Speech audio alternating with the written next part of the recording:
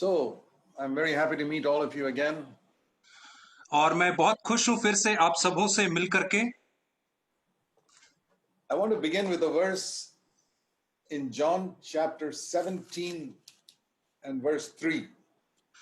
और मैं एक वचन के साथ शुरुआत करूंगा जो पाया जाता है यूहन्ना 17 अध्याय और उसका 3 वचन।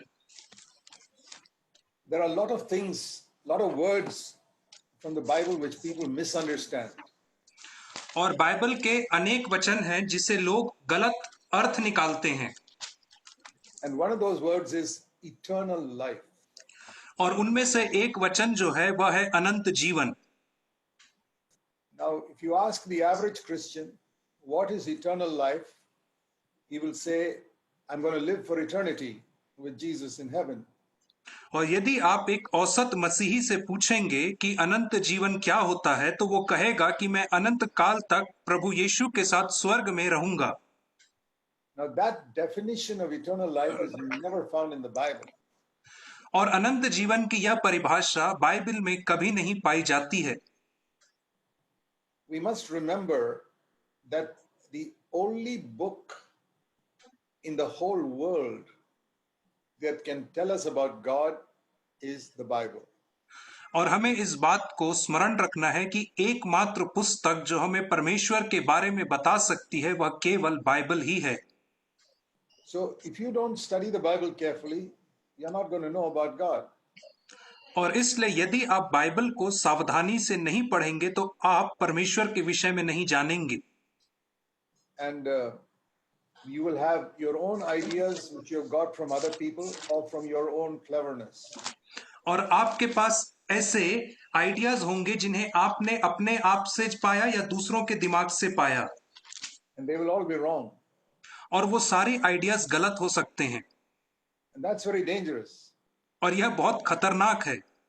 For example, supposing from childhood you learned that 2 plus 2 is 6. और उदाहरण स्वरूप यदि बचपन से आपने सीखा कि 2 धन 2 6 होता है। When you know 2 plus 2 is actually 4. और जब आप वास्तविकता में जानते हैं कि जब हम 2 में 2 को जोड़ते हैं तो 4 प्राप्त होता है। You've been taught from childhood that 2 plus 2 is 6. परंतु आपको बचपन से सिखाया गया कि 2 धन 2 6 होता है। You're going to have a lot of problems when you're dealing with money. और आपको बहुत सारी समस्या होगी जब आप पैसों के लेन देन करेंगे। So we are very careful when it comes to money and keeping our calculations correct. और इसलिए जब बात पैसों की आती है तो हम बहुत ही सावधान और सतर्क रहते हैं और अपने जोड़ तोड़ को एकदम सही लगाते हैं। If somebody gives us a bill, we are very careful to total it up and see if it is correct. यदि कोई हमें एक बिल थमाता है तो हम बड़े ही सावधानी से उसको जोड़ करके उसका कुल अंक निकालते हैं। And to total it up, we must know something about arithmetic. और उस बिल को पूरा उसका समांकन निकालने के लिए हमें गणित को जानना आवश्यक है। Now, if we would take as much interest to know the Bible, और यदि हम इतना ही दिलचस्पी दिखाएंगे बाइबल को जानने के लिए, we would all have become much more spiritual by today. तो आज के दिन तक हम बहुत ज्यादा आत्मिक हो गए होते। I've always been amazed by the fact that Jesus knew the whole Bible when he was 12 years old. और मुझे हमेशा इस बात से बहुत आश्चर्य हुआ है कि यीशु मसीह संपूर्ण बाइबल को 12 वर्ष की आयु तक जान गया था। We read in Luke chapter 2 that when he went to the 12 years old, he went to Jerusalem and he was discussing the Bible with the chief priests there. लूका 2 अध्याय में हम पढ़ते हैं कि जब वह 12 वर्ष की आयु में यरूशलेम में आराधनालय में गया तो वहां पे वह याजकों महायाजकों के साथ बाइबल की व्याख्या कर रहा था। They were surprised that a 12-year-old boy knows the Bible so much. और उन्हें इस बात से बहुत आश्चर्य हुआ कि एक 12 साल का लड़का कैसे इतना अधिक शास्त्र को जानता है। And remember, those days there was no printed Bible. Jesus didn't have a Bible in his house. और याद रखें कि उन दिनों में छपी हुई बाइबल नहीं उपलब्ध थी। यीशु के घर में कोई बाइबल नहीं थी। Usually there was only one Bible in the town, which was in the Jewish synagogue, the place of worship. और उस समय में केवल एक शहर में एक बाइबल हुआ करती थी जो यहूदी आराधनालय में रहती थी। And the priest there, who was called a rabbi, could explain it. और वहां पे जो याजक होता था जिसे रब्बी कहा जाता था वही उसकी व्याख्या दे सकता था। So I imagine that Jesus would have started going there to meet this priest from the age of 5 or something, asking him to read the Bible to him. और मैं कल्पना करता हूं कि यीशु मसीह लगभग लगभग 5 वर्ष की आयु से जा करके वहां के रब्बी और याजक से कहता रहा होगा कि इस बाइबल की व्याख्या मुझे सुनाओ। See, Jesus did not come to earth with the whole Bible in his head. और देखिए, यीशु मसीह पूरी बाइबल अपने हाथ में लिए हुए संसार में नहीं आया था। He came just like any other baby. और वो एक सामान्य बाकी और सामान्य बालकों के समान ही पैदा हुआ। Otherwise, he cannot be an example for us. अन्यथा वह हमारे लिए एक उदाहरण नहीं बन पाता। So, that knowledge of the Bible came by his learning and studying it. और उसको जो बाइबल का ज्ञान प्राप्त हुआ वो बाइबल का अध्ययन करने से और उसके ऊपर पढ़ने से हुआ। And the priest would have been very happy that this young boy is coming to know the scriptures. और जो याजक है वो बहुत ही खुश हुआ होगा कि यह छोटा लड़का अध्ययन करने के लिए शास्त्र का मेरे पास आता है। I can imagine he went every day for 7 years and he knew the whole Bible. और मैं कल्पना कर सकता हूं कि प्रतिदिन वो 7 वर्ष तक गया और उसके बाद वो पूरी बाइबल को जान गया। So I was challenged by that when I was converted at the age of 19 and a half. और इस वचन से मुझे बहुत चुनौती मिली जब मेरा नया जन्म हुआ 19.5 वर्ष की आयु में। And I was working in the Navy those days in a ship. और उन दिनों में मैं नेवी में एक जहाज में काम किया करता था। And I decided to study the Bible और मैंने निर्णय लिया कि मैं बाइबल का अध्ययन करूंगा in my spare time. अपने खाली समय में। And in 7 years, I knew such a lot about the Bible. और उन 7 वर्षों में मैंने बाइबल के विषय में बहुत कुछ जान लिया। So I know if you're serious about studying the Bible in your spare time, you can know such a lot about God. और यदि आप गंभीर हैं बाइबल जानने के विषय में अपने खाली समय में, तो आप परमेश्वर के विषय में बहुत सारी बातों को जान सकते हो। Follow the example of Jesus as a child.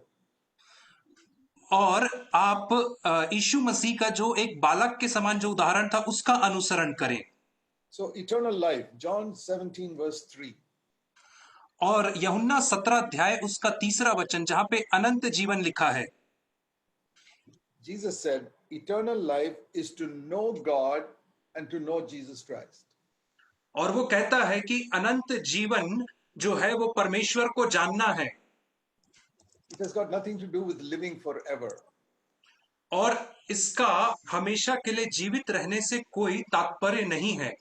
Because people who go to hell also live forever. क्योंकि वे लोग जो नरक में जाते हैं वे भी हमेशा के लिए जीवित रहते हैं, But they don't have eternal life. परंतु उनके पास अनंत जीवन नहीं होता है।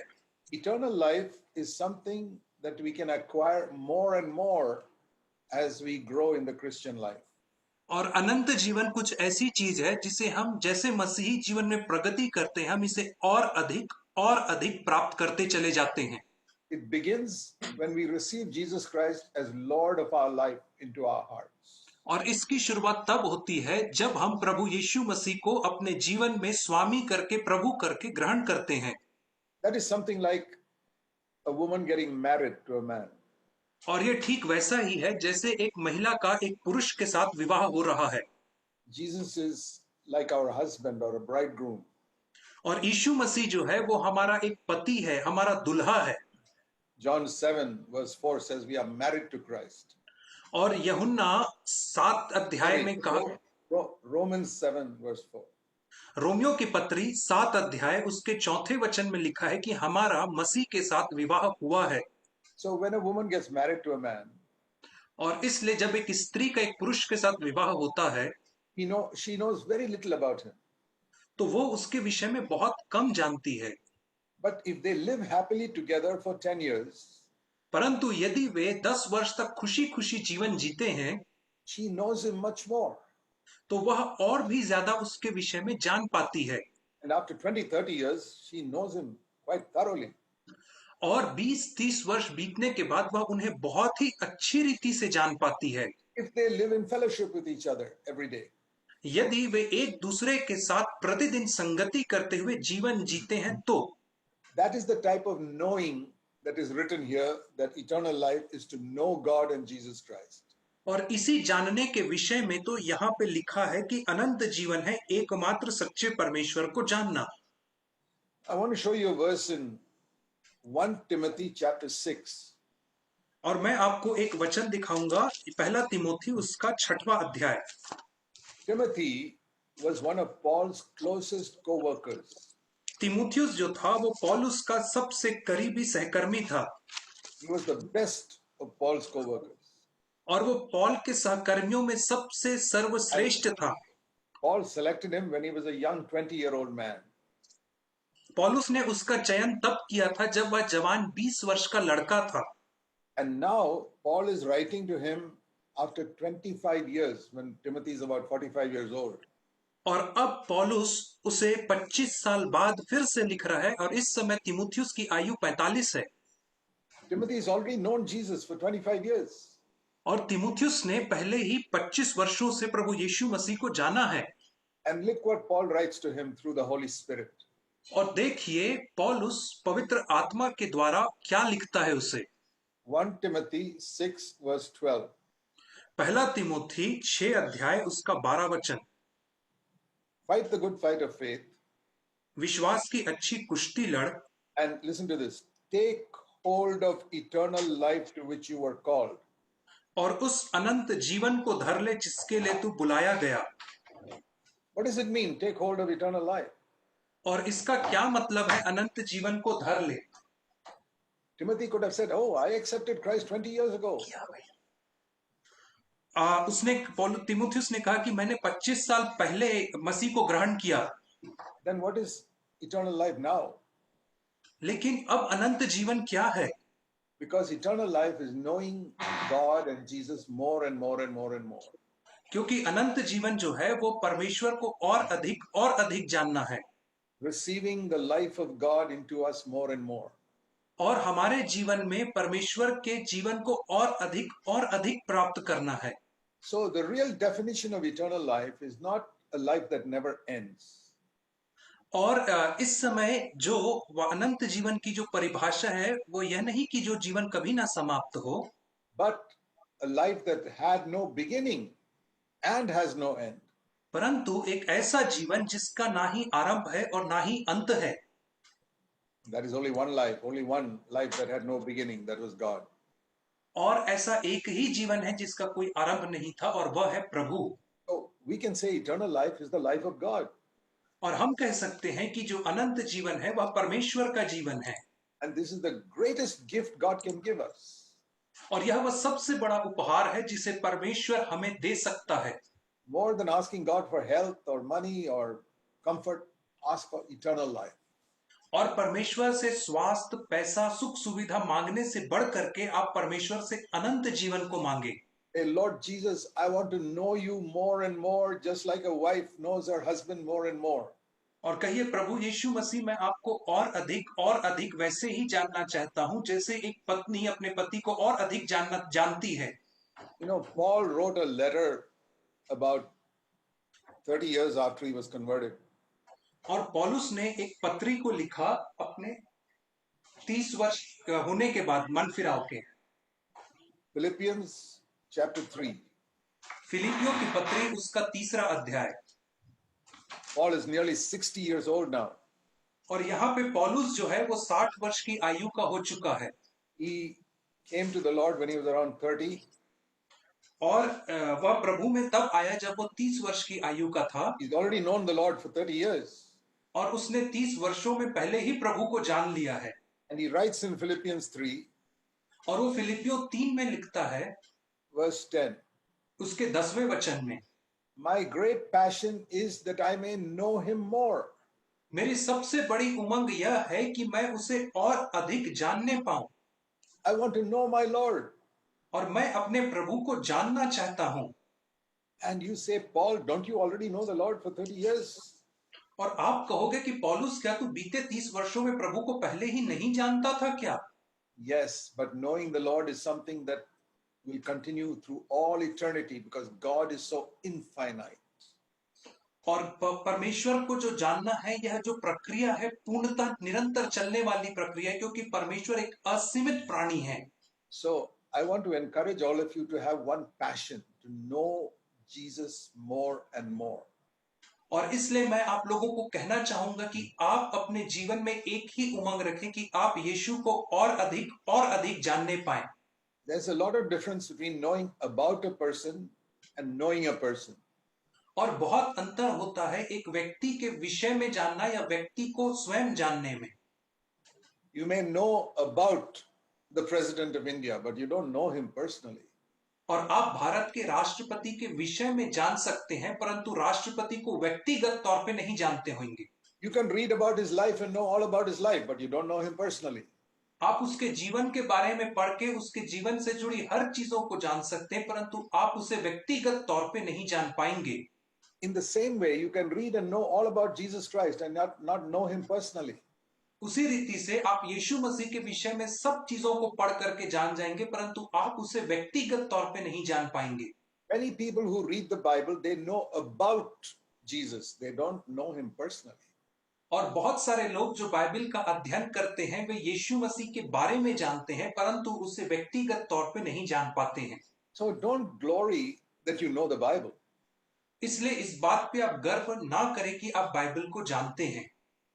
There are many people who cannot read and write who know Jesus personally. और बहुत सारे ऐसे लोग हैं जो ना ही पढ़ सकते हैं ना ही लिख सकते हैं परंतु वे यीशु को व्यक्तिगत तौर पे जानते हैं। So many people know the Bible, but they still live in sin. और इसलिए बहुत सारे लोग जो है वो बाइबल को तो जानते हैं परंतु उसके बावजूद पाप में जीवन जीते हैं। And you can read the Bible and know the Bible and be spiritually blind. और आप बाइबल को पढ़ सकते हैं बाइबल के विषय में जान सकते हैं परंतु आत्मिक तौर पे अंधे हो सकते हैं। Do you know that the whole Bible speaks about Jesus Christ? और क्या आप जानते हैं कि जो संपूर्ण बाइबल है वो प्रभु यीशु मसीह के विषय में बात करती है। Let me give you an example. मैं आपको एक उदाहरण दूंगा। In Luke 24, we read about Jesus after his resurrection. और लूका 24 अध्याय में हम यीशु मसीह के बारे में घटना पढ़ते हैं जो उसके पुनरुत्थान के बाद घटित होती है। Please turn to Luke chapter 24. और कृपया करके आप मेरे साथ निकाल लीजिए लूका रचित सुसमाचार उसका 24 अध्याय।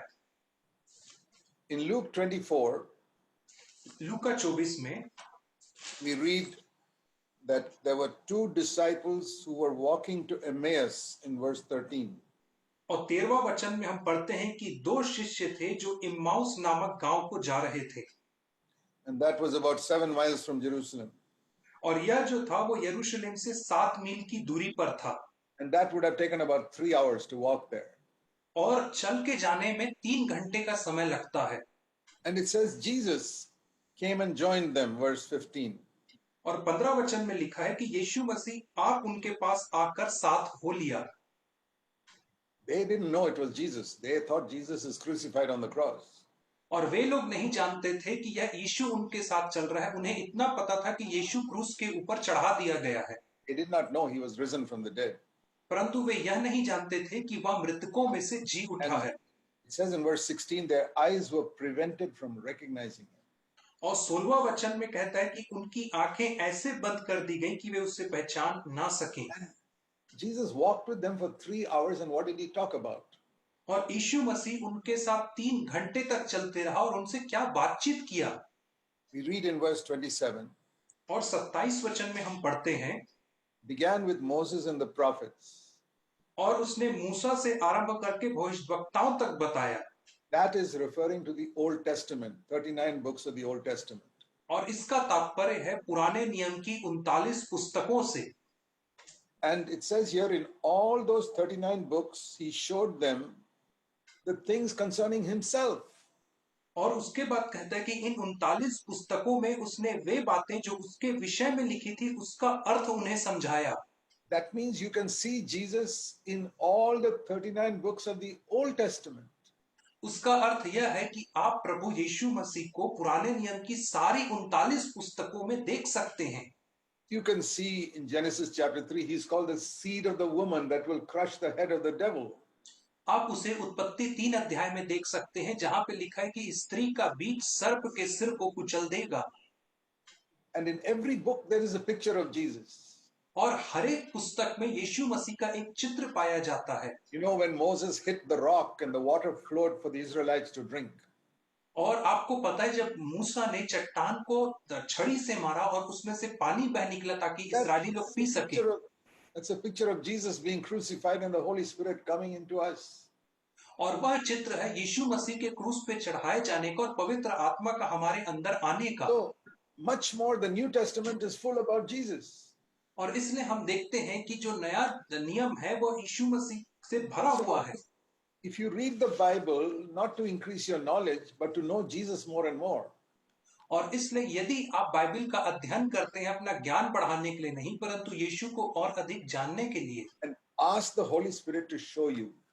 और आप पवित्र आत्मा से फिर मांगेंगे कि मुझे दिखाएं। Jesus said that the Holy Spirit will come and show you the things concerning himself. और यीशु मसीह ने कहा कि पवित्र आत्मा आकर के उन चीजों को दिखाएगा जिसका वास्ता यीशु से है। The main ministry of the Holy Spirit is to show Jesus to us. और पवित्र आत्मा की सबसे बड़ी सेवकाई यह है कि वह हमें यीशु मसीह को दिखाए। See John chapter 16. और देखिए यूहन्ना 16 अध्याय verse 13. और उसका 13 वचन। John 16:13. यूहन्ना 16 अध्याय और उसका 13 वचन। When the Spirit of truth comes, he will guide you into all the truth. और जब सत्य का आत्मा आएगा तो तुम्हें सब सत्य का मार्ग बताएगा। What does that mean? और उसका क्या मतलब है? Verse 14, he will glorify me, Jesus said. और 14 वचन में यीशु ने कहा कि वह मेरी महिमा करेगा। And listen to this, he will take of mine and show it to you. और इस बात को ध्यान से सुने क्योंकि वह मेरी बातों में से लेकर तुम्हें बताएगा। He will take the life of Jesus and show it to me in my heart. वह यीशु मसीह के जीवन को लेगा और उस जीवन को मेरे हृदय में दिखाएगा। He will show me the principles by which Jesus lived on this earth.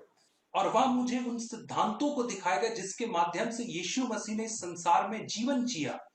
See, I have known the Lord now for 61 years. और आज मैं मसीह को जानते हुए मुझे 61 साल हो रहे हैं। And the Holy Spirit has shown me more and more and more of the life of Jesus. और पवित्र आत्मा ने मुझे यीशु मसीह के जीवन के बारे में और अधिक और अधिक और अधिक दिखाया है। How he obeyed the Father.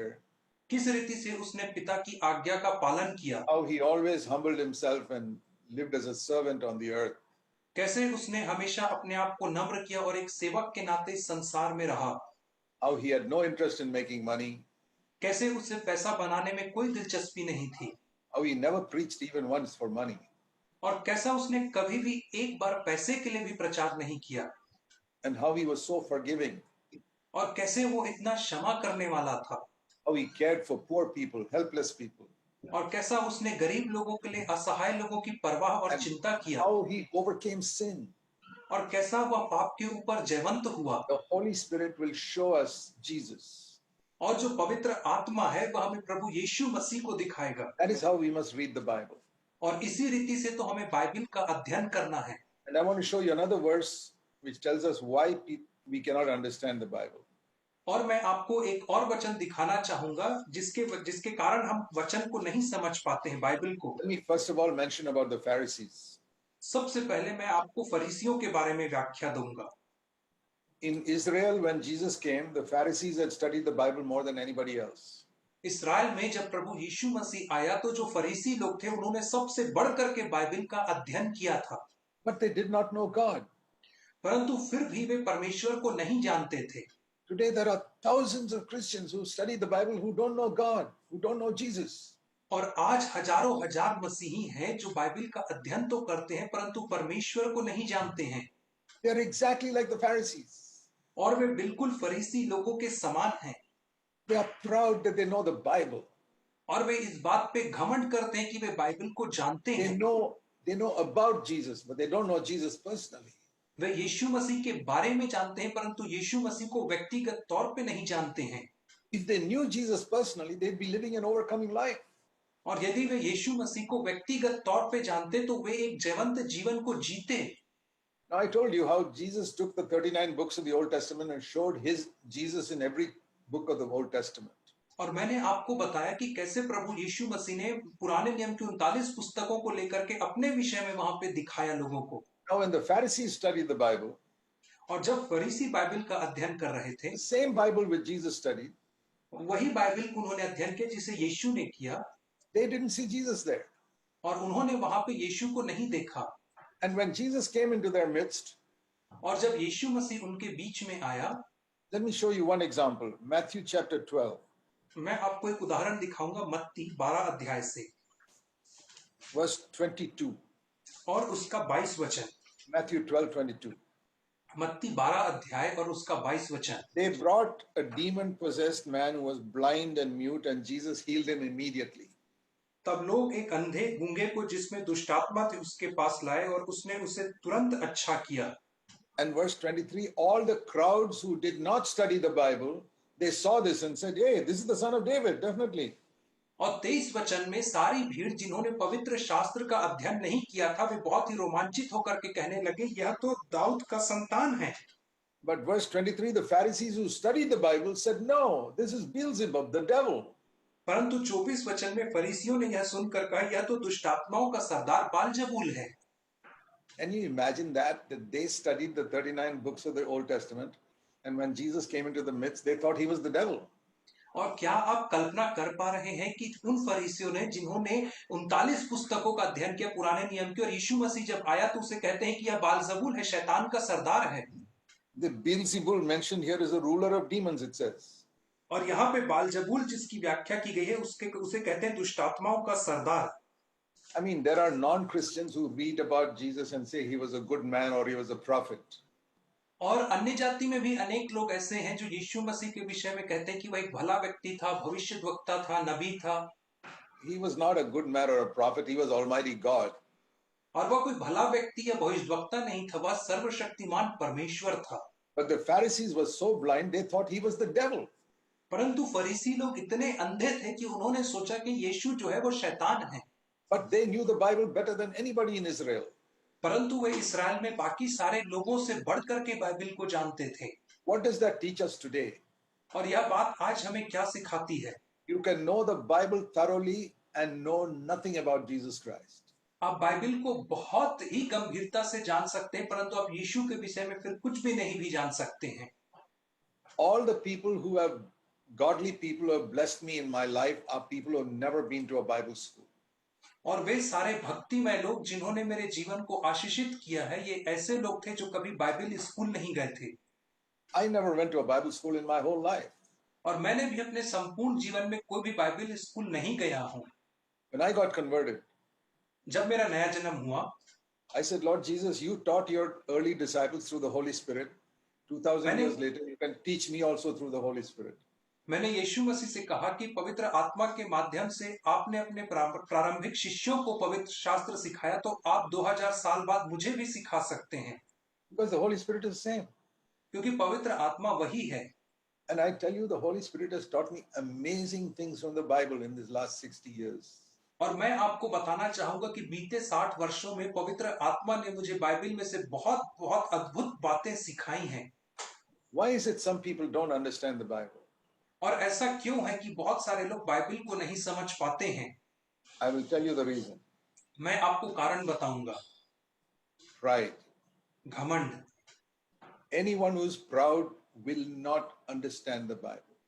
वह व्यक्ति जो भी घमंड करता है वो बाइबल को नहीं समझ पाएगा, however clever he may be. और वह व्यक्ति कितना भी बुद्धिशाली क्यों ना हो। There are thousands of preachers who are very proud. और हजारों हजार प्रचारक हैं जो बहुत घमंडी हैं। They will not understand the Bible. और वे बाइबल को नहीं समझ पाएंगे। See Matthew 11 verse 25. मत्ती 11 अध्याय उसका 25 वचन। Listen to the words of Jesus. और आप यीशु मसीह के वचन को सुने। He said, I praise you, Father, that you have hidden these truths from the clever and intelligent people and revealed them to little babies. हे पिता, मैं तेरा धन्यवाद करता हूं कि तूने इन बातों को ज्ञानियों और समझदारों से छिपा रखा और बालकों पर प्रकट किया। So who can understand the Bible? और कौन है जो बाइबल को समझ सकता है? God hides the truths in the Bible from clever, intelligent people. परमेश्वर जो है बाइबिल के ऐसे सत्यों को बुद्धिशाली लोगों से, समझदारों से छुपाता है। Why? क्यों? Because most clever, intelligent people are very proud of their cleverness and their intelligence. क्योंकि बहुत सारे ज्ञानी और जो समझदार लोग रहते हैं वे उन्हें अपने इन समझदारी के ऊपर बहुत घमंड होता है। Why does God reveal it to babies? और क्यों परमेश्वर इन्हें बालकों के ऊपर प्रकट करता है? What did Jesus mean by that?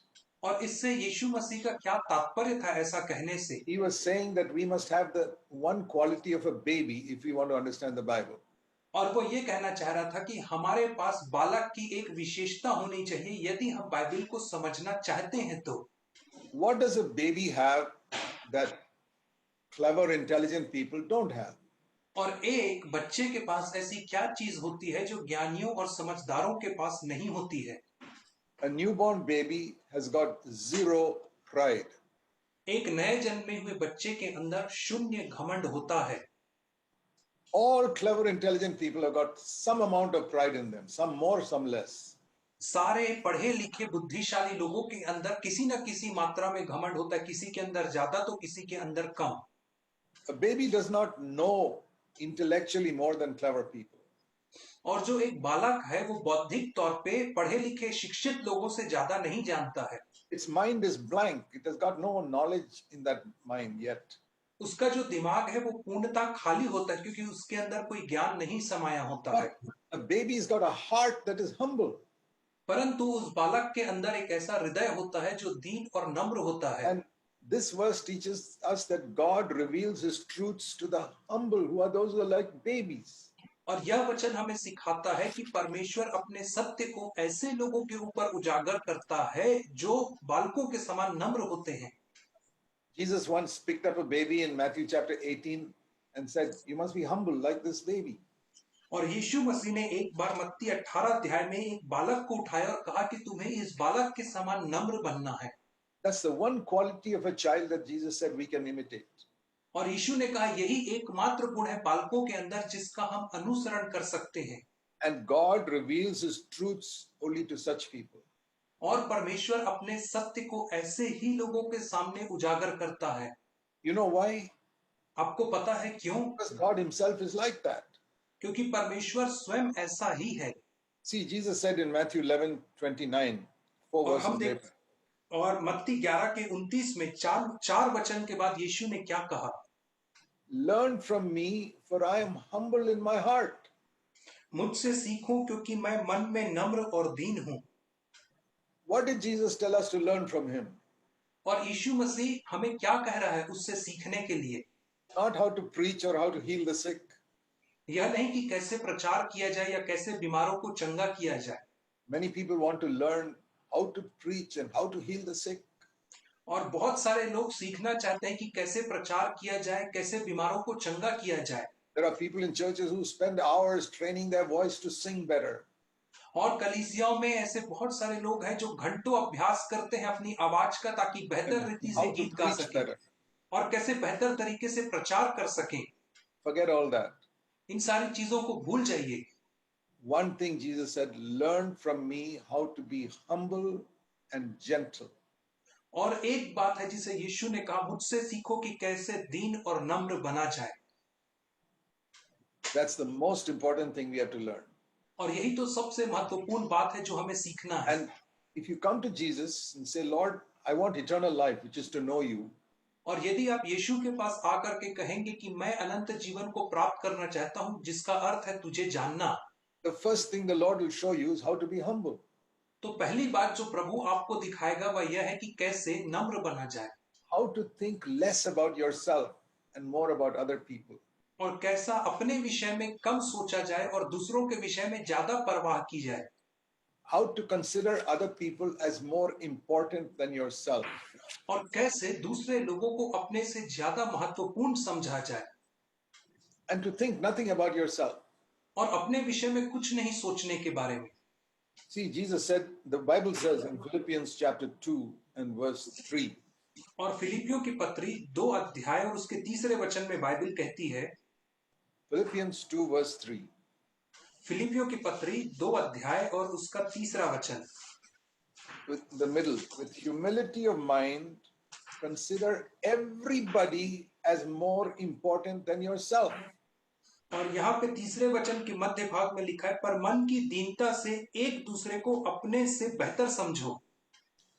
My dear brothers and sisters who are listening to me today, मेरे प्रिय भाइयों बहनों जो आज की संध्या मुझे सुन रहे हैं, look at that verse like looking into a mirror. और इस वचन को आप वैसा ही देखें जैसे आप एक आईने में देख रहे हैं, And be honest. और आप ईमानदार होइए। Can you honestly say that you consider other people as more important than yourself? और क्या आप ईमानदारी से ऐसा कह सकते हैं कि आप दूसरों को अपने से बेहतर मानते हैं, अधिक महत्वपूर्ण मानते हैं? Not more spiritual than yourself. अपने से ज्यादा आत्मिक नहीं, That is impossible. यह तो असंभव है। Jesus did not consider others as more spiritual than himself because that would be a lie. यीशु मसीह ने दूसरे लोगों को अपने से अधिक आत्मिक नहीं समझा, नहीं तो यह एक झूठ हो जाता। I don't have to consider other people as more spiritual than me because it may not be true. और मुझे दूसरे लोगों को अपने से ज्यादा आत्मिक समझने की आवश्यकता नहीं, क्योंकि यह फिर सत्य नहीं होगा।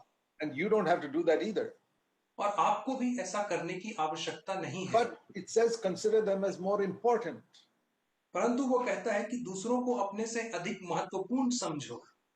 Do you know that Jesus considered even Judas Iscariot as more important than him? और क्या आप जानते हैं कि यीशु मसीह ने यहूदा इस्करियोती को भी अपने से ज्यादा महत्वपूर्ण समझा था? Because he washed his feet at क्योंकि उसने Last Supper. क्योंकि उसने अंतिम भोज के समय उसके पांवों को धोया था। Only slaves wash the feet of other people. केवल जो गुलाम होते थे वे ही दूसरे लोगों के पांवों को धोते थे। And on the last day of his life on earth, Jesus said, I'm like a slave. और अपने जीवन के अंतिम दिन में प्रभु यीशु ने कहा कि मैं एक गुलाम के समान हूं। And you read in John 13, he said, as I have done to you, you must do to one another. और यूहन्ना 13 में आप पढ़ते हैं, यीशु ने कहा कि जैसा मैंने तुम्हारे साथ किया वैसा ही तुम्हें दूसरे लोगों के साथ करना है। Be a servant of everybody. और हर एक लोगों का तुम्हें एक दास सेवक बनना है। Treat them all as more important than you. और दूसरों को अपने से ज्यादा महत्वपूर्ण मानना है। See, that is how a child is. और इसी रीति से तो एक बच्चा होता है। A child does not think I am the most important person. और एक बालक ऐसा कभी नहीं सोचता है कि मैं सबसे महत्वपूर्ण व्यक्ति हूं। Think of a little baby which is just 5 days old lying in a cradle. और आप एक छोटे बच्चे के विषय में कल्पना करिए जो 5 दिन का है और उस बिछौने पे पड़ा हुआ है। Just born. और अभी अभी उसका जन्म हुआ है। What is the thoughts going on in that child's mind? और उस बच्चे के दिमाग में क्या विचार निकलते हैं? That child is not thinking how smart I am, how good looking I am. और वो बच्चा यह नहीं सोचता है कि मैं कितना बुद्धिशाली हूं या कितना खूबसूरत हूं। Those are the thoughts that go through the minds of older people. और ऐसे विचार बड़े लोगों के दिमाग से होकर के गुजरते हैं। Even when people stand around that cradle and admire that child and say, oh, what a beautiful child. और यहाँ तक कि जब सारे लोग जब उस बच्चे के पलंग के चारों ओर खड़े होकर के उसकी तारीफ करते हैं, They say, what a beautiful child this is. और वे लोग कहते हैं कि कितना खूबसूरत प्यारा बच्चा है ये। But still the child does not have any pride, thinking, oh, how beautiful I am, everybody's admiring me. और इन सारी चीजों के होने के बावजूद भी बच्चे के अंदर घमंड नहीं उत्पन्न होता है, या कहते हुए कि इतने सारे लोग मेरी तारीफ कर रहे हैं। That is true humility. और यही तो सच्ची नम्रता है, Where you are not affected by what people think about you, that you are such a wonderful man. जहां पे आपको इस बात से कोई फर्क नहीं पड़ता है कि लोग आपके बारे में क्या सोचते हैं, कि आप कितने अद्भुत व्यक्ति हैं। If you're like Jesus, the whole world can praise you and it will not puff you up in pride. यदि आप यीशु मसीह के समान बनेंगे तो पूरी दुनिया आपकी तारीफ कर सकती है, परंतु आप कभी भी घमंड से फूलेंगे नहीं। Is that possible? क्या यह संभव है That everybody is praising you and you're still a humble person? कि हर व्यक्ति आपकी तारीफ कर रहा है और उसके बावजूद भी आप एक नम्र व्यक्ति हैं? If you don't know Jesus, impossible. यदि आप यीशु को नहीं जानेंगे तो यह असंभव सा होगा। But if you know Jesus, very easy. परंतु यदि आप यीशु को जानेंगे तो यह बहुत ही आसान होगा। Because God gives us His life, that is eternal life. क्योंकि परमेश्वर हमें अपना जीवन प्रदान करता है और यही तो अनंत जीवन है। I don't have to manufacture the life of Jesus. और मुझे यीशु मसीह के जीवन को निर्माण करने की आवश्यकता नहीं होती है। See, I feel that many people, when they hear the message of taking up the cross and following Jesus, मुझे लगता है कि बहुत सारे लोग जब यीशु मसीह का क्रूस उठाना और उसके अनुसरण करने के संदेश को सुनते हैं they think, now I have to make myself holy. तो वे लोग ऐसा समझते हैं कि अब मुझे अपने आप को पवित्र बनाना है I have to make myself love people. और मुझे ऐसा करना है कि लोग मुझसे प्रेम करें I have to make myself humble. और मुझे अपने आप को नम्र बनाना है। You can try for 100 years. और आप 100 साल तक ऐसी कोशिश कर सकते हैं। Whatever holiness you make will be a false, fake holiness.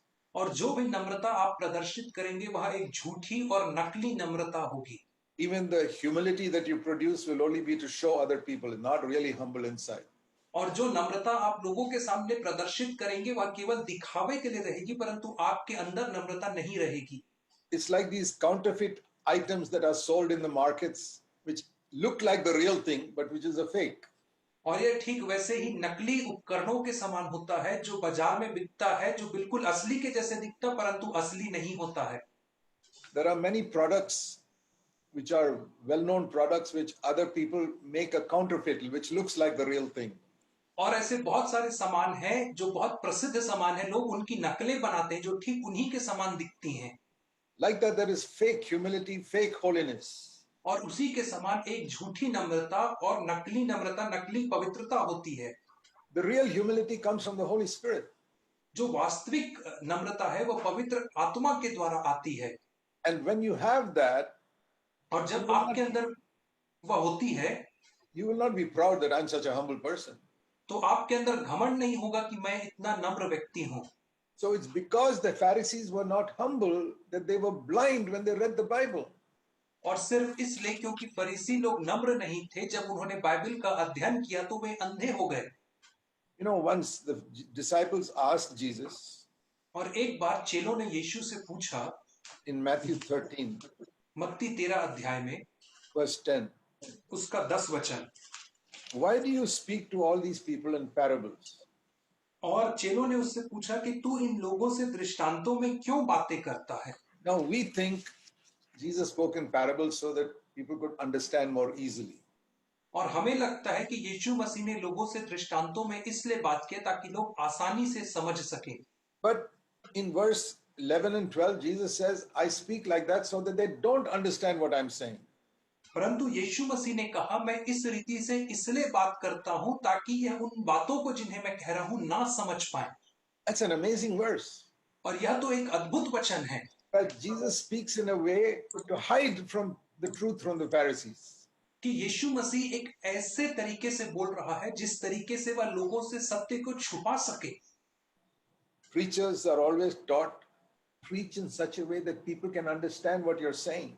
और प्रचारकों को हमेशा यह सिखाया जाता है कि आप इस रीति से प्रचार करो कि लोग उसे समझ सकें। But Jesus taught in such a way that people don't understand what he's saying. परंतु यीशु ने इस तरीके से सिखाया कि लोग उसके प्रचार को ना समझ सकें। Proud people will not understand. घमंडी लोग नहीं समझ पाएंगे। But those who are humble like little babies, they will understand. परंतु वे लोग जो छोटे बालकों के समान दीन और नम्र हैं, वे समझ पाएंगे। Is there any subject in the world which clever people will not understand, but little babies will understand? और क्या संसार में ऐसा कोई विषय है जिसे समझदार लोग नहीं समझ पाए और बालक समझ जाए?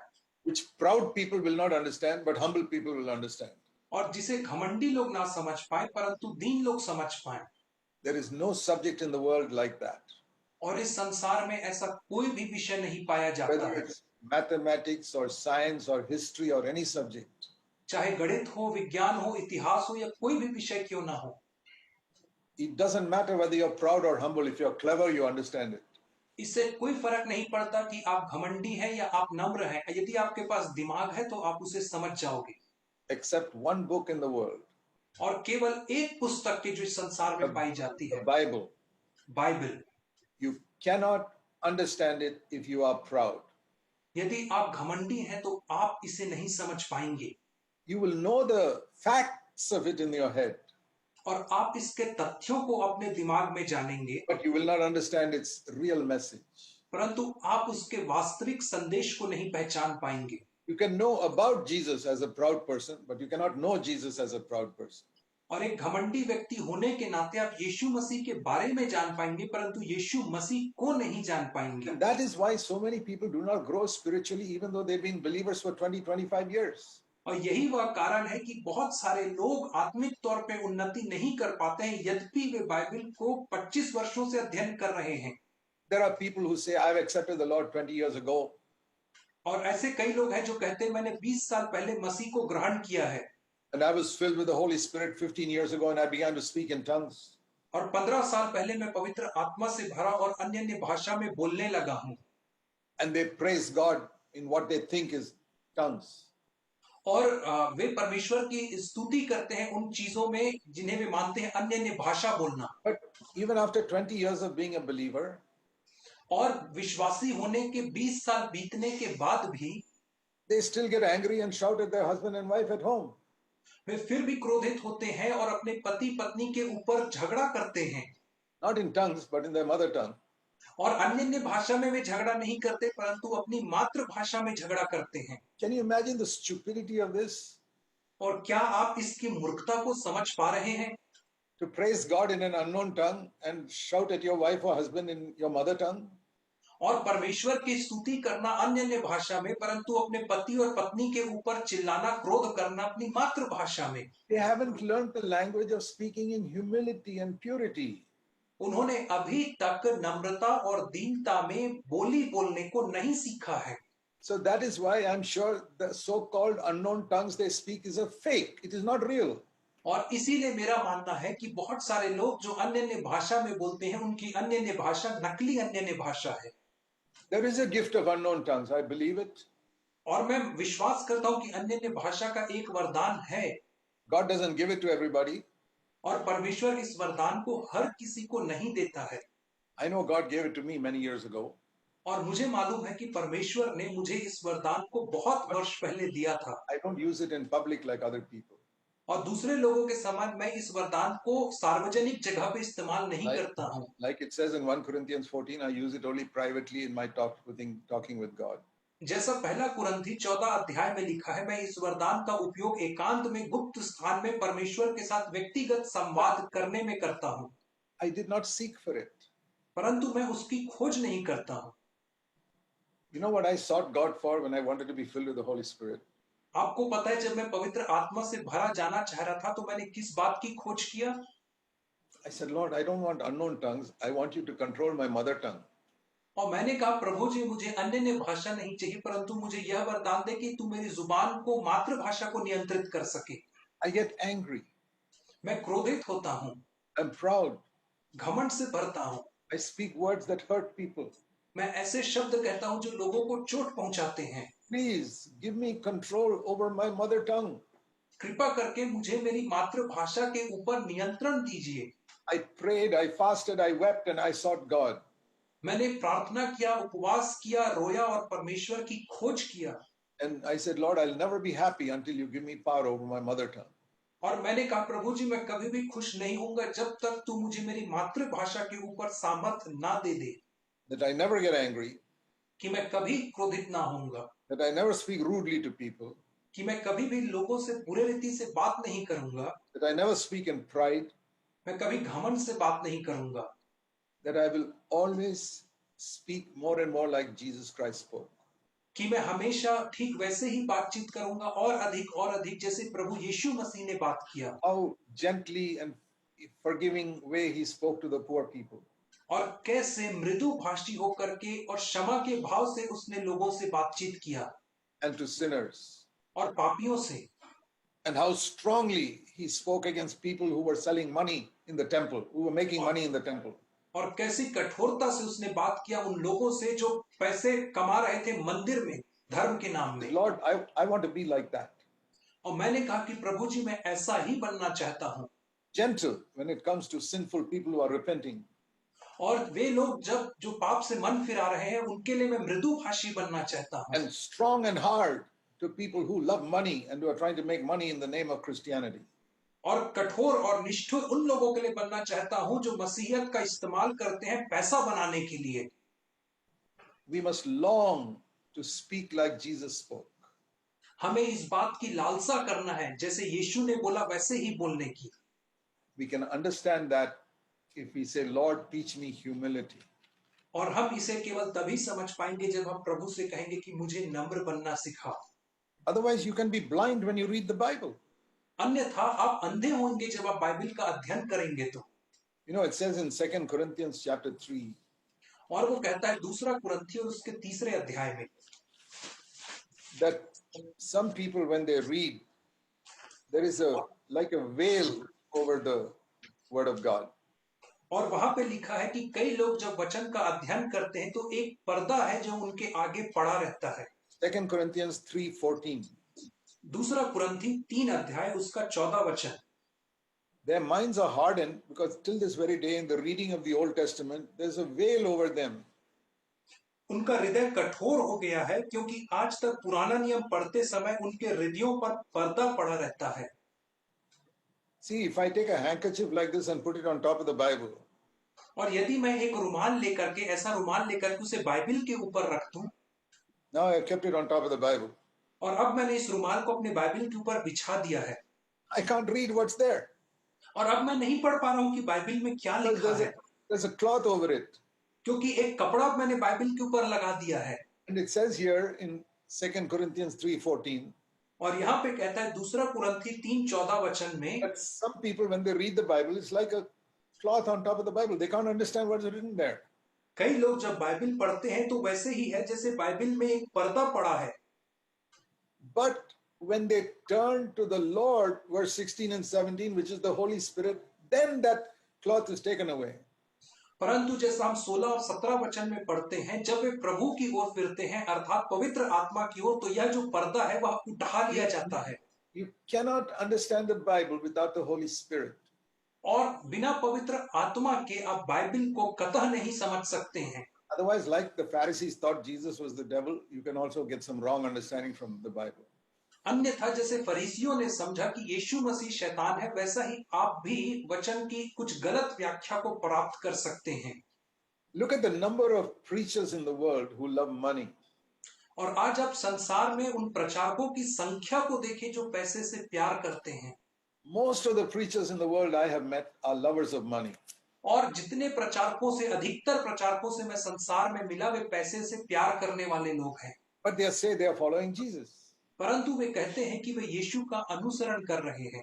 But they are always either asking for money or expecting money from the people they preach to. परंतु वे या तो हमेशा लोगों से पैसे की मांग रखते हैं या तो आशा रखते हैं उन लोगों से जिनके सामने वे प्रचार करते हैं।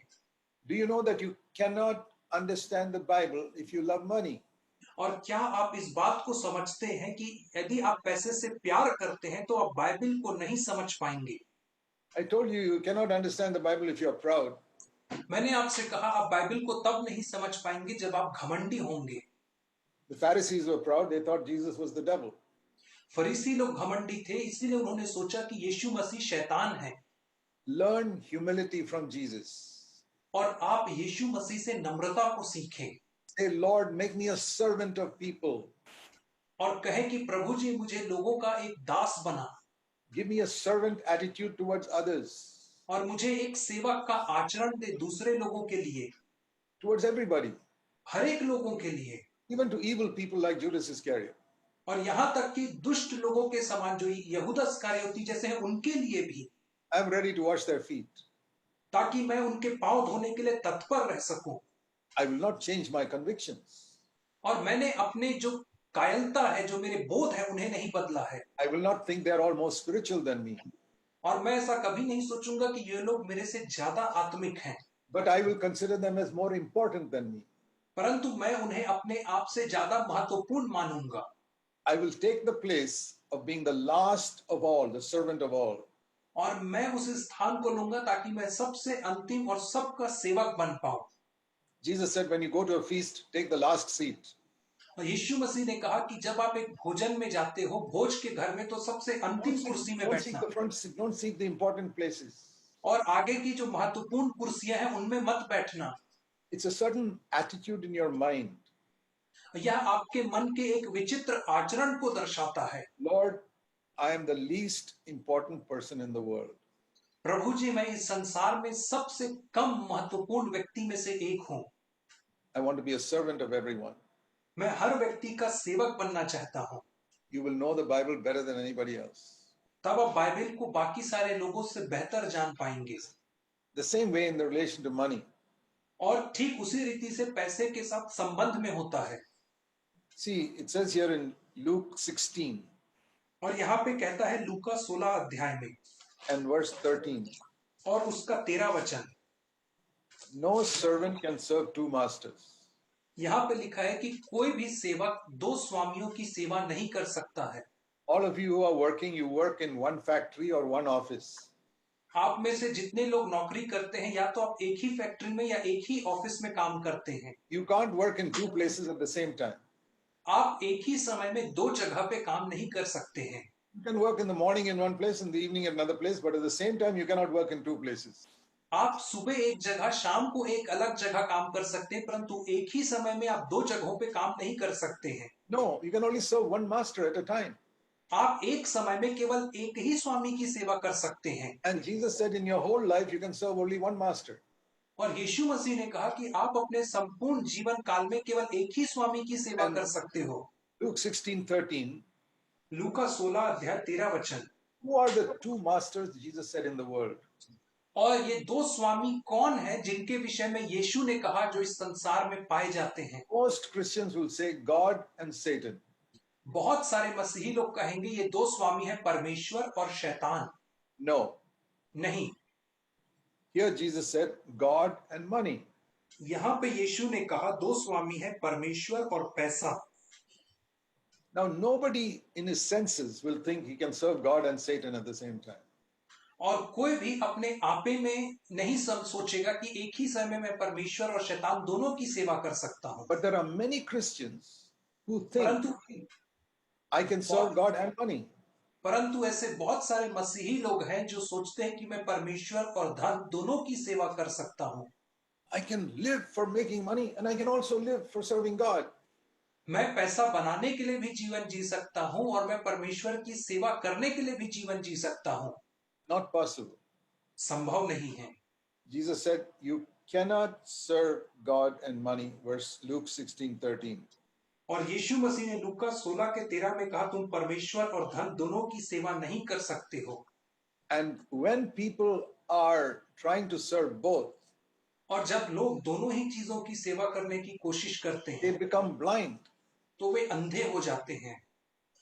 Jesus said that in Matthew chapter 6. और यीशु ने इसे कहा मत्ती 6 अध्याय में। See, he said the same thing in Matthew 6:24. Nobody can serve God, two masters, God and money. और Matthew 6:24. यीशु मसीह ने इसी बात को मत्ती 6 के 24 में दोहराया कि कोई भी व्यक्ति दो स्वामियों की सेवा नहीं कर सकता है। And the two masters, Matthew 6:24, are God and money. और मत्ती 6:24 के अनुसार जो दो स्वामी हैं वो पैसा और धन हैं।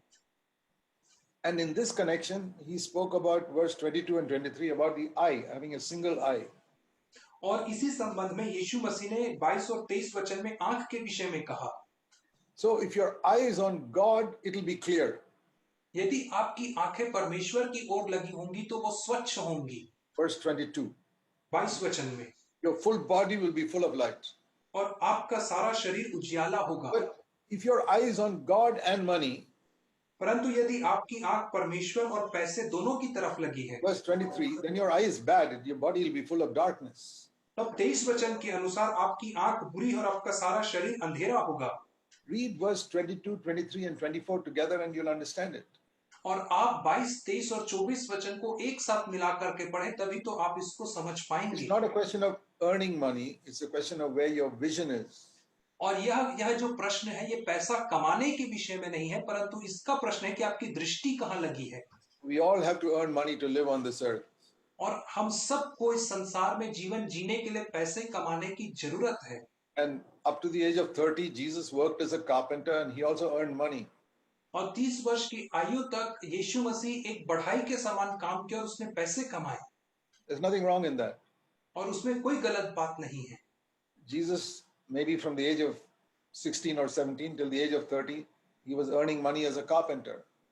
और यीशु मसीह 16-17 की आयु से लेकर के 30 वर्ष की आयु तक बढ़ाई का काम करके पैसे Because बनाया। as far as we know, Joseph died, so Jesus had to take the responsibility for the family. और जहां तक हम जानते हैं यूसुफ की मृत्यु पहले ही हो चुकी थी, इसलिए यीशु मसीह को अपने परिवार का ख्याल रखना था। He had his mother, 4 younger brothers, and 2 sisters to look after. और यीशु मसीह के घर में उसकी एक माँ थी, 4 छोटे भाई थे और 2 छोटी बहन थी जिसका उन्हें ख्याल रखना था। There were 8 members in that family, और उस परिवार में 8 लोग थे, including Jesus. यीशु मसीह को मिला करके। And Jesus had to earn his living. और यीशु मसीह को अपनी जीविका कमानी पड़ी। It was a large family with 8 members. और वह एक बड़ा परिवार था जिसमें 8 लोग थे। And the father had died. और उनके पिता की मृत्यु हो चुकी थी। And Jesus worked hard as a carpenter, earned money, and supported that family. और यीशु मसीह ने बढ़ाई का काम कठोर परिश्रम से किया, पैसे कमाए और उस परिवार की देखरेख किया। Maybe 8 or 10 hours he was in the carpenter shop. और दिन में 8 से 10 घंटे वो अपने बढ़ाई की दुकान में काम करता था। Working hard to make money. और कठोर परिश्रम करता था पैसे कमाने के लिए। Never cheating anybody. कभी किसी को धोखा नहीं देता था। Never borrowing. और कभी उधार नहीं लेता था। And honestly, faithfully earning money. और ईमानदारी से, विश्वास योग्यता से पैसे को कमाता था। And in those 10-12 years, if the cost of living went up, he had to earn more. और यदि उन 10-12 वर्षों में जो जीविका है, जो महंगाई है, यदि बढ़ गई तो उससे और पैसे कमाने पड़े। So if you and I do the same thing, that's perfectly okay. और यदि आप और मैं उसी काम को करते हैं तो यह बिल्कुल सही है। You do some work or you do business and you earn money. आप कुछ काम करते हैं, आप कोई बिजनेस करते हैं और पैसे कमाते हैं। That's what I've done for 45 years. और यही काम तो मैंने बीते 45 सालों में किया है। I don't take money from the church to support myself. मैं कभी भी कलीसिया से पैसे नहीं लेता हूं अपनी खर्चे के लिए। Paul said, I don't take any money from people. He supported himself. पौलुस ने कहा कि मैं किसी से पैसा नहीं लेता, उसने स्वयं अपने खर्चों को पूरा किया। We have to be very, very careful in this area if we want revelation from God. और हमें इस क्षेत्र में बहुत बहुत सावधान रहने की आवश्यकता है यदि हमें परमेश्वर की ओर से प्रकाशन चाहिए तो। Now see what Jesus said in Luke 16 and verse 11. और देखिए यीशु मसीह ने क्या कहा लूका 16 अध्याय के 11वें वचन में। This is a very important verse. और ये बहुत ही महत्वपूर्ण वचन है।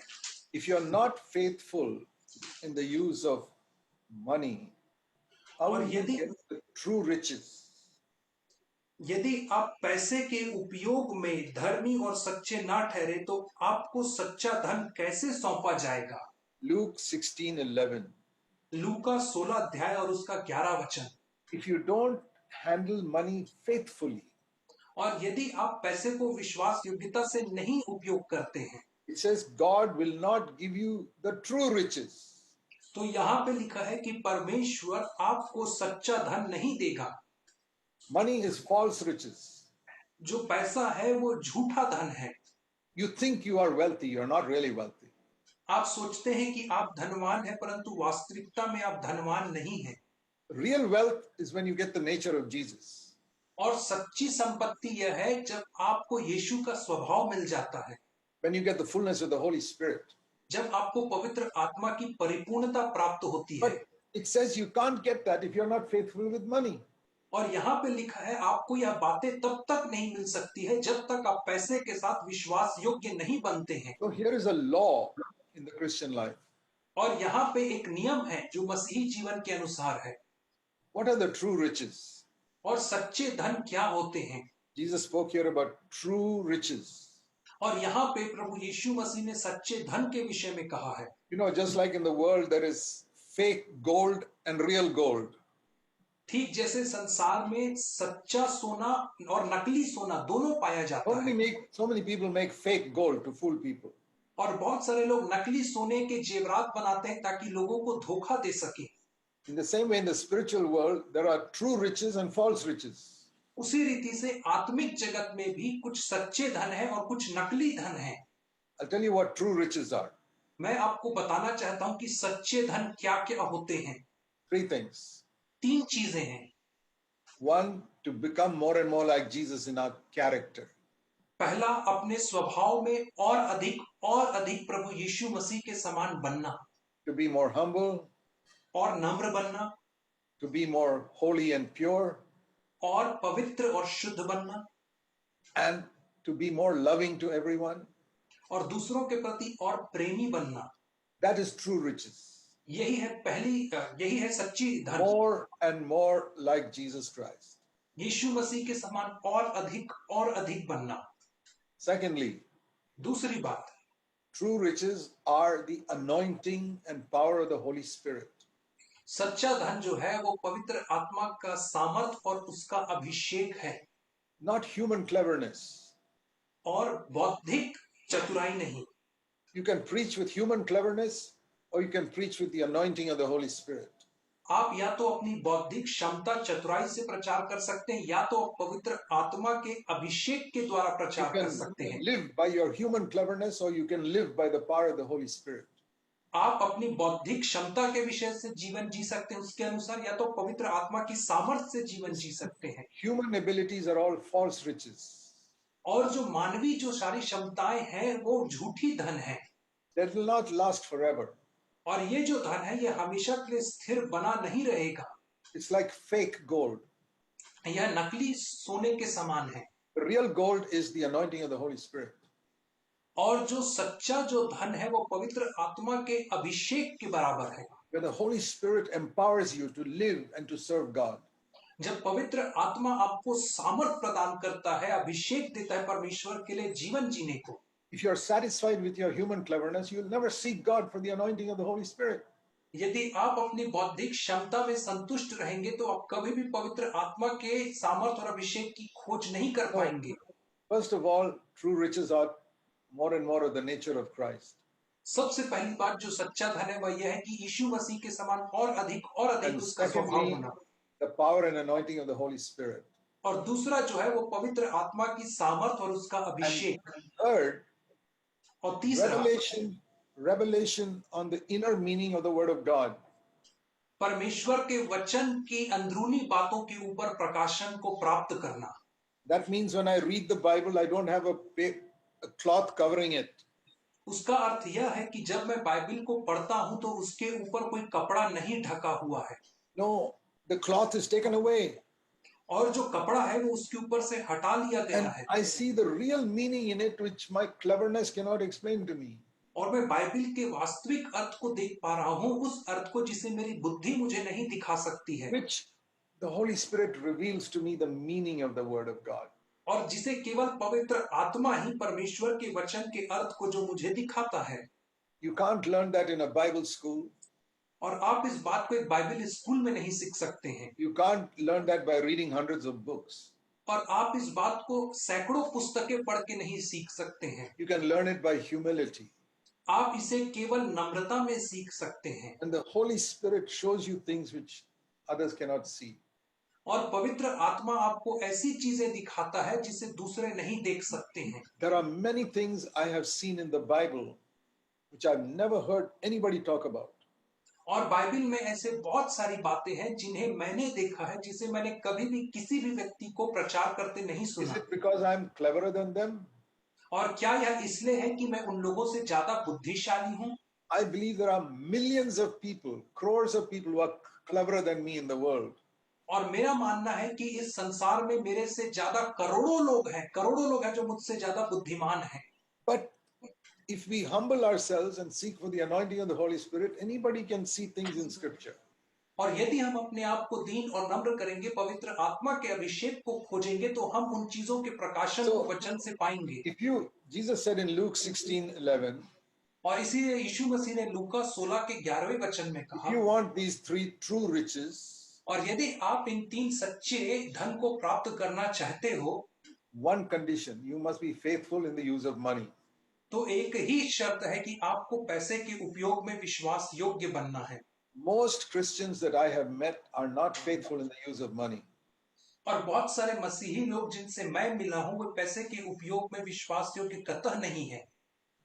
I'll give you many examples of that. और मैं आपको ऐसे बहुत सारे उदाहरण दे सकता हूं। They buy things which they cannot afford. वे ऐसी चीजों को खरीदते हैं जिसे वे अफोर्ड नहीं कर सकते हैं। They borrow, they get into debt and remain in debt for many years. वे कर्जा लेते हैं और उसके द्वारा वे कर्जे में पड़ के सालों साल कर्जे के बोझ तले दबे रहते हैं। My wife and I decided in all our 52 years of marriage that we will never buy what we cannot afford. मैंने और मेरी पत्नी ने इस बात का निर्णय लिया था अपने 52 वर्ष की वैवाहिक जीवन में कि हम कभी भी उन चीजों को उधारी पे नहीं खरीदेंगे। If we could not afford something, we waited till we had enough money, then only we bought it. यदि किसी चीज को खरीदने के लिए हमारे पास पर्याप्त पैसा नहीं है तो जब तक पैसा नहीं होगा हम उसे नहीं And खरीदेंगे। in the early days of our marriage, we were very, very poor. और हमारे विवाह के प्रारंभिक दिनों में हम बहुत बहुत गरीब थे। I did not even have money to buy a shirt. मेरे पास एक कमीज खरीदने के लिए भी पैसा नहीं रहता था। I used to wear all the old shirts I had from my naval days. और मैं उन पुरानी कमीजों को पहनता था जो मैंने नेवी के दिनों में ली थी। I said, that's okay. I will, if it's torn, I'll stitch it up and wear it again. और मैं कहता था कोई बात नहीं, यदि कमीज फट भी जाए तो मैं उसे सिल के फिर से पहन लूंगा। But I will not get into debt. परंतु मैं कर्जा नहीं लूंगा। And by God's grace, in all these 81 years, I've never been in debt even for 1 rupee to any man. और परमेश्वर के अनुग्रह से इन बीते 80 सालों में मैंने एक भी दिन किसी भी व्यक्ति का 1 रुपए भी कर्जा नहीं लिया है। In all our 52 years of marriage, we never borrowed money from anybody. और मेरे वैवाहिक जीवन के बीते 52 सालों में मैंने कभी भी किसी से कर्जा नहीं लिया। I said, Lord, I want to be faithful with money because I want the true riches. और मैंने कहा प्रभु जी मैं पैसे के साथ विश्वास योग्य रहना चाहता हूं क्योंकि मुझे सच्चे धन की आवश्यकता है। Dear brothers and sisters, the world is full of covetous people, always wanting something they don't have. प्रिय भाइयों और बहनों, संसार जो है वो लालची लोगों से भरा हुआ है। ऐसे लोग जो हर समय कुछ ना कुछ पाने की लालसा रखते हैं। You go to somebody's house and you see something there and you say, I also want that. आप किसी के घर जाते हैं, आप वहां पे कोई चीज को देखते हैं और देख करके कहते हैं मुझे भी वो वस्तु चाहिए। Many wives are like that. They tell their husband, see, we saw that in that house, we also get that for our house. और बहुत सारी पत्नियां ऐसी ही होती हैं, वे अपने पति के साथ किसी के घर में जाती हैं, कोई चीज को देखती हैं और कहती हैं कि वो चीज मुझे भी चाहिए जो उनके घर में है। But you don't have the money for it. How can you buy it? परंतु यदि आपके पास उस चीज को खरीदने के लिए पैसा नहीं है तो आप कैसे खरीदोगे? Use a credit card. तो वहां पे आप क्रेडिट कार्ड का इस्तेमाल करते हो। I have never used a credit card in my life. और मैंने अपने जीवन में कभी भी क्रेडिट कार्ड का इस्तेमाल नहीं किया Because then I get into debt. क्योंकि क्रेडिट कार्ड से फिर मैं कर्जे में पड़ जाता। I don't want to be in debt. और मुझे कभी भी कर्जे में नहीं पड़ना था। And it's all right if you use a credit card if you can pay your debt within the next 1 month, like the rule is. और एकदम सही बात है क्रेडिट कार्ड का इस्तेमाल करना, यदि आप अपने कर्जे को 1 महीने के अंदर चुका सको, जैसे उसका नियम है 1 महीने में। If you cannot pay your debt within that 1 month limit which they give, you should never use a credit card. और यदि वह जो 1 महीने का अंतराल आपको देते हैं उसमें यदि आप कर्ज नहीं चुका पा रहे हो तो आपको कभी भी क्रेडिट कार्ड इस्तेमाल नहीं करना है। You can use it if you keep on paying that every month like the rule is. और आप उसका इस्तेमाल केवल तभी कर सकते हैं जब आप हर महीने उसका कर्जा चुका सके जैसे उसका नियम बना है। Otherwise you're covetous, wanting things that you not really earn enough to buy. अन्यथा आप लालची हो जाएंगे, आप उन चीजों की लालसा और चाहत रखने लगेंगे जिन्हें आप कभी खरीद नहीं सकते हैं। You think there is no connection between that attitude and growing spiritually? There is. और आपको लगता होगा कि इस आचरण में और आत्मिक उन्नति के आचरण में कोई संबंध नहीं है, परंतु दोनों में संबंध है। And you know, preachers, for example, all the preachers I meet, almost all of them, they're always asking people for money. उदाहरण स्वरूप प्रचारक लोगों को देखिए, जितने प्रचारकों से मैं मिला हूं वे सब पैसे का मांग रखते हैं। There is an old writing from the 1st century. और पहली शताब्दी में एक बहुत पुराना लेख था जो लिखा गया था। It's a small book called The Teaching of the 12 Apostles. और वो एक बहुत ही पतली सी पुस्तिका है जिसे कहा जाता है 12 शिष्यों की शिक्षाएं। You can also find it on the internet. और यह पुस्तिका आपको इंटरनेट में भी मिल जाएगी। It is the teaching of the 12 apostles. और इसका नाम है 12 शिष्यों की शिक्षाएं। Another word is D-I-D-A-C-H-E, didache. और उसका दूसरा जो नाम है वो डिडाके है। And in that it says some very, very interesting things. और उस पुस्तिका में बहुत ही दिलचस्प बातें लिखी हुई हैं। And one of the teachings is और उसमें से जो एक शिक्षा है वो इस प्रकार की है, any preacher who asks you for money is a false prophet. कोई भी प्रचारक यदि आपसे पैसा मांगता है तो वह व्यक्ति एक झूठा भविष्यद्वक्ता है। That is what the apostles taught 2000 और years ago. यही वह बात है जिसे प्रेरितों ने आज से 2000 साल पहले लोगों को सिखाया। Have you heard anybody say that today? क्या आपने आज किसी व्यक्ति को इस बात का प्रचार करते सुना है? I say it. मैं कहता हूं, Anyone who asks you for money as a preacher is a false prophet. कोई भी व्यक्ति यदि वह प्रचारक होने के नाते आपसे पैसा मांगता है तो वह व्यक्ति झूठा भविष्यद्वक्ता है। Anyone who sends letters asking people to give money is a false prophet. जो भी व्यक्ति आपके सामने चिट्ठी लिख करके पैसे की मांग रखता है वो झूठा भविष्यद्वक्ता है। You listen to them, you'll be deceived by them. यदि आप ऐसे लोगों को सुनेंगे तो आप उनके द्वारा धोखा ही खाएंगे। You think they are wonderful preachers. God says they are false prophets. आपको लगता है कि ये लोग बहुत ही अद्भुत प्रचारक है, परंतु परमेश्वर कहता है ये झूठे भविष्यद्वक्ता है। Why do I say that? और मैं ऐसा क्यों कहता हूं? Because a true prophet will follow Jesus' example. क्योंकि जो सच्चा भविष्यद्वक्ता है वो प्रभु यीशु मसीह के उदाहरण का अनुसरण करेगा। When Jesus healed thousands of people, he didn't take a collection from them for money. जब यीशु मसीह ने हजारों हजार लोगों को चंगा किया तो उन्होंने वहां पे दान नहीं उठाया। When 5,000 people were there, he gave them food. He did not collect money from them. जब वहां पे 5000 लोग इकट्ठे थे तो यीशु मसीह ने उन्हें खाना खिलाया, उनसे पैसा नहीं लिया। He did not send letters asking people to support him. और यीशु मसीह ने लोगों को पत्र नहीं लिखे या कहते हुए कि मुझे पैसा भेजो मेरी सेवकाई के लिए। He trusted his heavenly Father. उसने अपने स्वर्गीय पिता के ऊपर भरोसा रखा। My dear brothers and sisters, मेरे प्रिय भाइयों और बहनों, we have learned two things today, I hope. और आज हमने दो बातें सीखी हैं जिसकी मैं आशा रखता हूं। Be humble like little babies. छोटे बच्चों के समान नम्र बने Be free from the love of money. और पैसे के प्रेम से आजाद हों। That is the way we grow spiritually. और यही वह तरीका है जिसके माध्यम से हम आत्मिक उन्नति करते हैं। Spiritual pride and the love of money are the biggest reasons why many people do not grow spiritually. आत्मिक घमंड और पैसे का प्रेम ये दो मुख्य कारण हैं जिसके वजह से लोग आत्मिक उन्नति नहीं कर पाते हैं। Don't judge other people. और आप दूसरे लोगों का न्याय ना करें।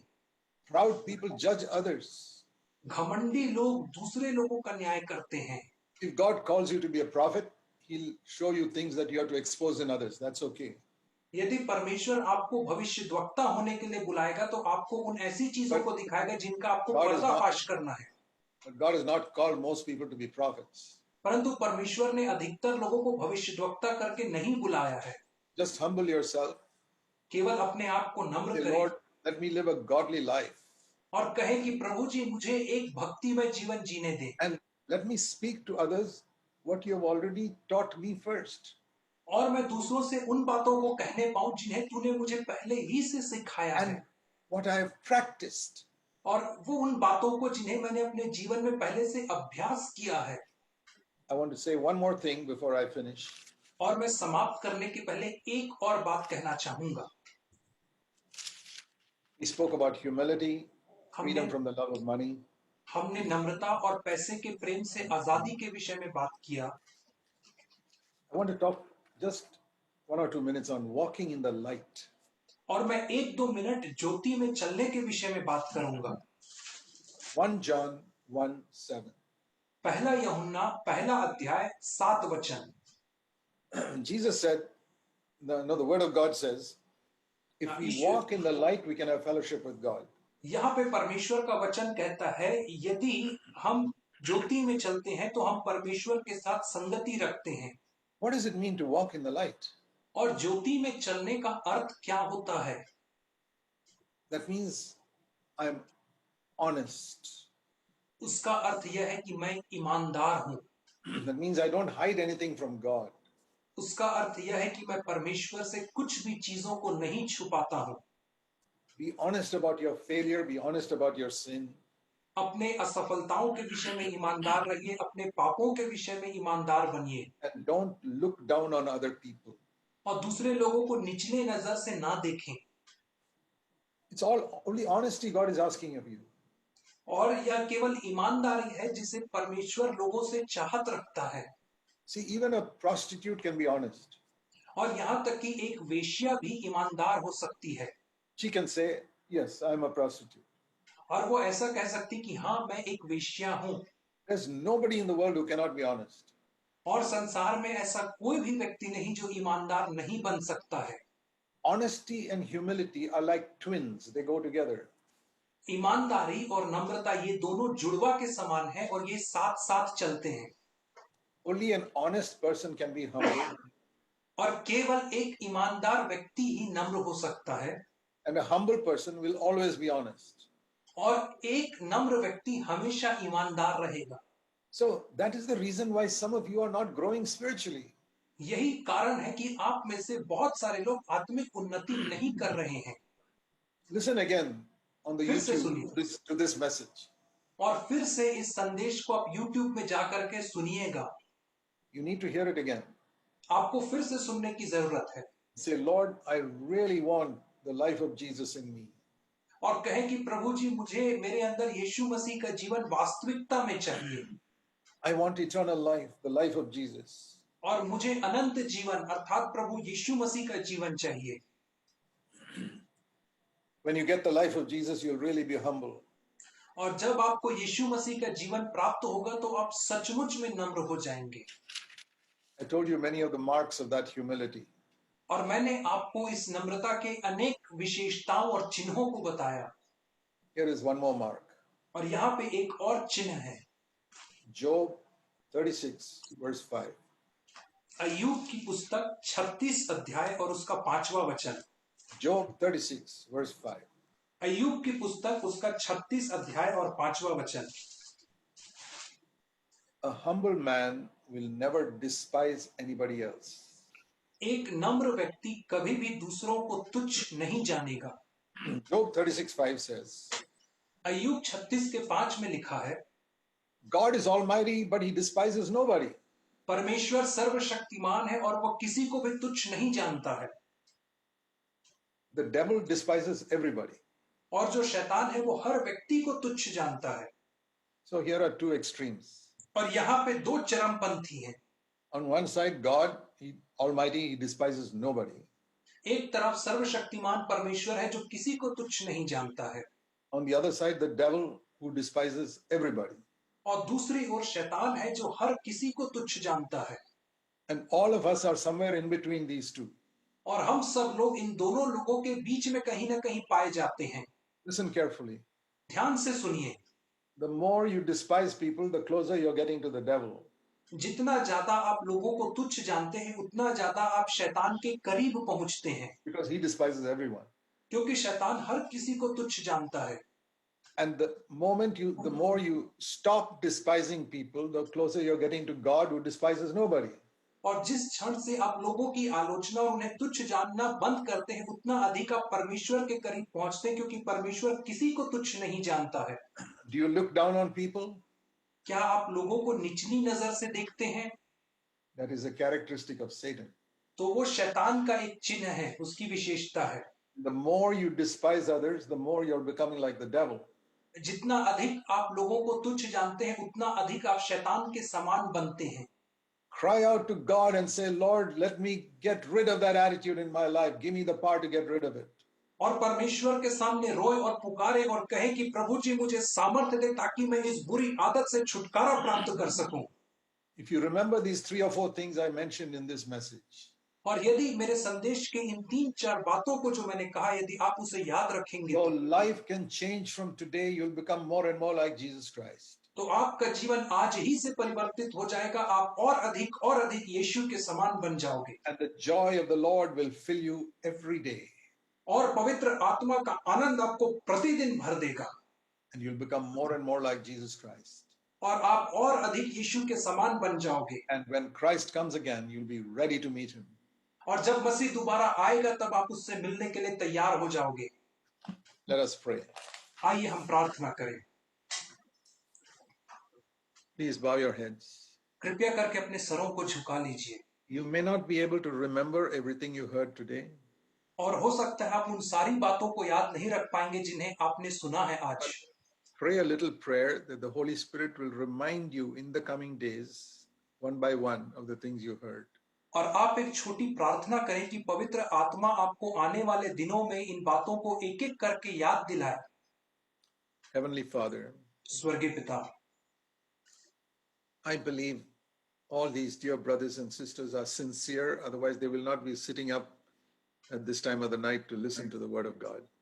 मैं विश्वास करता हूं कि ये सारे भाई बहन ईमानदार होंगे, नहीं तो ये इतनी रात तक तेरा वचन सुनते हुए यहाँ पे नहीं बैठे रहते।